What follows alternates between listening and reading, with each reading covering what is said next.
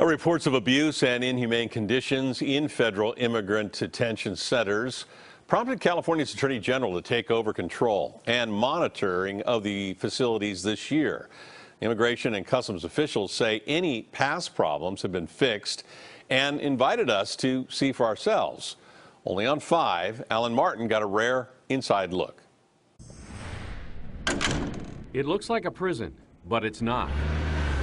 This massive barbed wire complex in the middle of the Mojave Desert is California's largest detention center for undocumented immigrants. The city of Adelanto contracts with a private company called the GEO Group to run it for Homeland Security's Immigration and Customs Enforcement. So everyone here is here for immigration purposes only. ICE's Tom Giles took us on a tour. Just like prisoners, detainees' every move is controlled. They live in locked housing units and sleep 4 to a cell. There's 2 hours a day to use the outdoor recreation fields, and no internet. Telephones are the only access to the outside world. GEO guards conduct head counts 5 times a day. And if you defy orders, disciplinary segregation. They locked us up for 10 days. Isaac Lopez ended up there this summer after a hunger strike, along with Julio Bajarones and 7 others. The problem is the bonds are too high and we don't have a way to pay. The men want out while they await their day in court because they say they never committed a crime, just asked for asylum after fleeing cartel violence in El Salvador. More than half of the detainees nationwide are asylum seekers. But just like others caught in the U.S. illegally, they too are locked up until an immigration judge hears their case. With the current backlog, that could take months, and if they appeal, even years. We worked with an asylum seeker who was in immigration detention for 9 years. Christina Fialho is the founder of Civic, a national support group for detainees. She says ICE has abandoned a former unwritten policy known as catch and release. Trump's executive order in February not only mandated an end to catch and release, but it put a chilling effect on parole and bond. As a result, she says detainees are languishing longer and longer behind bars.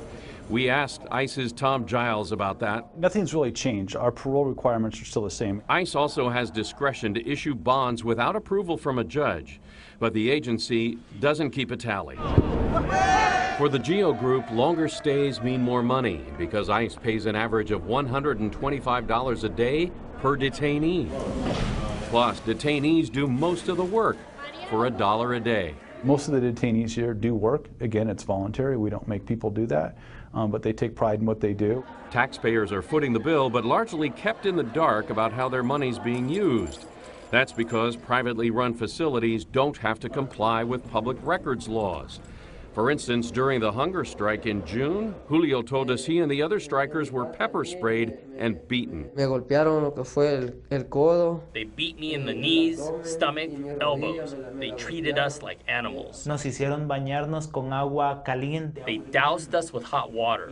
That made the pain from the pepper spray 10 times worse. ICE's Tom Giles denied the charges. The GEO staff is here for the safety and security of the detainees. In this particular incident, no one was beaten or physically harmed during this alleged hunger strike. But detainees told us there's security camera video of those beatings. If they say we are lying, why don't they release security camera video? ICE says that a review of the incident, including the security camera footage, found that all proper policies and procedures were followed. But when we asked to see the video, the agency told us that it's GEO property.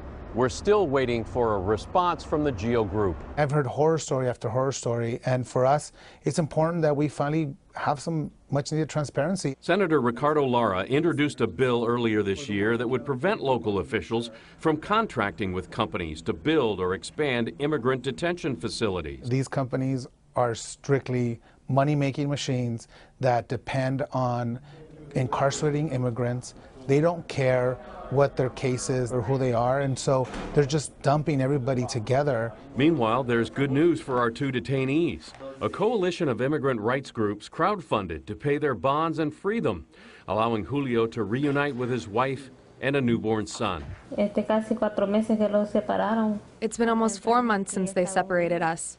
My dream has come true because now we are together as a family.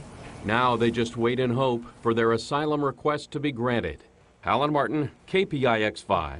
And once again, we reached out to the GEO group for any comment, but have not heard back.